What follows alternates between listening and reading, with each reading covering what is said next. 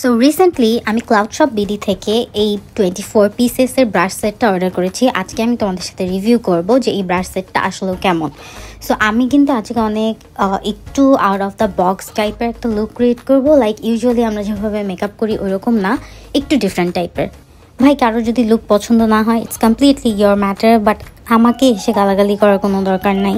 তো ব্যাক করি আমাদের ব্রাশ সেটটার উপর। ব্রাশ সেটটার দাম কিন্তু ছিল তোমার হচ্ছে 700 থেকে 750 এরকমের মধ্যে।